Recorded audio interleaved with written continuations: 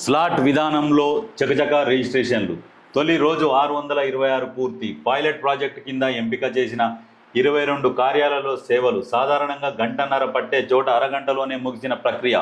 ఆన్లైన్లో వివరాలు సమర్పించే సమయంలో కొన్ని చోట్ల పొరపాట్లు. స్టాంపుల రిజిస్ట్రేషన్ల శాఖలో పైలట్ ప్రాజెక్టు కింద అమలు చేసిన స్లాట్ విధానంలో చాలా వేగంగా రిజిస్ట్రేషన్లు చేశారు. సాధారణంగా దస్తావేజుల రిజిస్ట్రేషన్కు గంటన్నర నుంచి 3 గంటల వరకు సమయం తీసుకుంటుండగా కొత్త విధానంలో అరగంటలోపే రిజిస్ట్రేషన్ పూర్తయిందని, కొన్ని చోట్ల 10 నిమిషాల వ్యవధిలోనే పూర్తి కావడం విశేషం. రాష్ట్రంలో పైలట్ ప్రాజెక్టు కింద 22 సబ్ రిజిస్ట్రార్ కార్యాలయాలలో స్లాట్ విధానాన్ని ప్రవేశపెట్టారు. తొలి రోజు గురువారం స్లాట్ ద్వారా 626 రిజిస్ట్రేషన్లు పూర్తయినట్లు రిజిస్ట్రేషన్ల శాఖ ప్రకటించింది. పైలట్ ప్రాజెక్టు అమలు చేస్తున్న సబ్ రిజిస్ట్రార్ కార్యాలయాల్లో గురువారం గంటల తరబడి వరుసలో వేచి ఉండే పరిస్థితి కనిపించలేదు. రిజిస్ట్రేషన్ ప్రక్రియ చివరి దశకు వచ్చాక డాక్యుమెంట్లలో తప్పులు ఉన్నాయంటూ తిప్పి పంపిన దాఖలాలు లేవు. వినియోగదారుల సంతృప్తి వ్యక్తం చేశారు.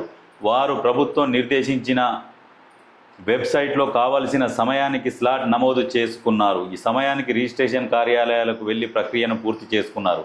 సాధారణ పద్ధతిలో డాక్యుమెంట్లతో భూ కొనుగోలుదారులు వచ్చి రిజిస్ట్రేషన్ల శాఖ అధికారులను సంప్రదించాల్సి ఉంటుంది. రిజిస్ట్రేషన్ తెలంగాణ.gov.in అని చెప్పేసి ఒక వెబ్సైట్. ఈ వెబ్సైట్లోకి పోయి మనం ముందు స్లాట్ బుక్ చేసుకోవాలి.